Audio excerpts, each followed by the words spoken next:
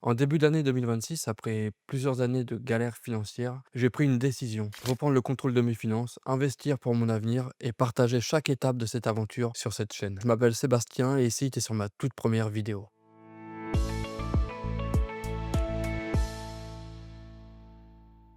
Aujourd'hui, je suis un salarié fauché et endetté qui tente de reprendre ses finances en main avec un objectif: atteindre un jour la liberté financière. Ça fait maintenant 10 ans que je travaille et donc 10 ans que je touche un salaire tous les mois. Et pourtant, quand je fais le bilan après toutes ces années, je me rends compte que j'ai rien construit et que je suis toujours à la case départ. J'ai fait pas mal d'erreurs financières pendant ma vingtaine, comme le fait de ne rien épargner, ne rien investir ou de faire des crédits à la conso. Et c'est ce qui m'a conduit dans cette situation. Alors je me suis dit aussi que si je ne changeais rien à la façon de gérer mon argent, ça ne pourrait pas s'améliorer tout seul comme par magie. Dans cette première vidéo, je t'explique exactement où j'en suis et ce que j'ai décidé de mettre en place pour reprendre le contrôle de mes finances. Je t'emmène de suite avec moi sur le petit Google Sheet que j'ai créé qui va me permettre de suivre mois après mois l'évolution de mes finances et de mes investissements. Alors comme tu peux le voir, c'est un fichier qui est assez simple.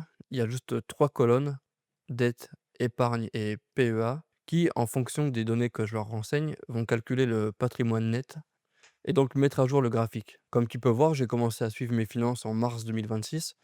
J'avais 2 100 € de dette, 600 € d'épargne, ce qui me faisait du coup un patrimoine net de moins 1 500 €.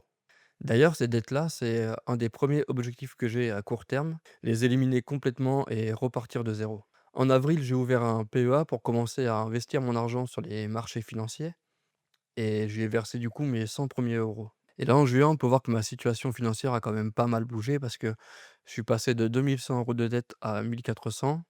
J'ai atteint les 1 000 € d'épargne et 450 sur le PEA. Ce qui fait que mon patrimoine net repasse enfin dans le positif.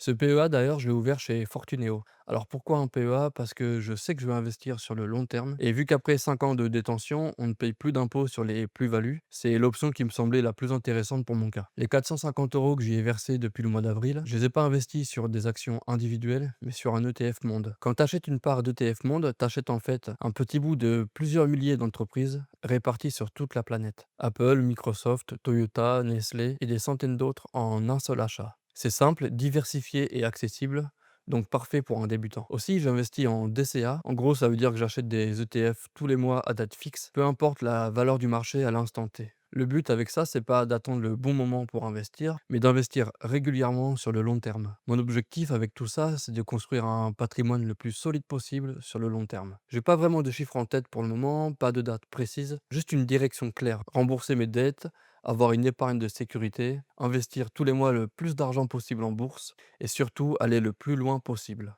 L'idée derrière l'investissement, c'est de pouvoir un jour atteindre la liberté financière, avoir suffisamment d'actifs qui travaillent pour moi pour ne plus dépendre uniquement d'un salaire. Et à travers cette chaîne YouTube, l'idée aussi, c'est de pouvoir partager mon parcours en toute transparence et de pouvoir inspirer un maximum de personnes qui pourraient se reconnaître à travers ma situation. Alors voilà où j'en suis aujourd'hui. Oui, les chiffres ne font pas rêver du tout pour l'instant, mais au moins ça a le mérite d'être honnête. Dans une prochaine vidéo, on ira faire un tour sur ma banque Fortuneo et je te montrerai les chiffres réels de mon PEA pour que tu puisses voir mes investissements et combien ils m'ont rapporté en quelques mois. Je vais tout documenter mois après mois, alors si tu veux rien rater, abonne-toi pour voir la suite.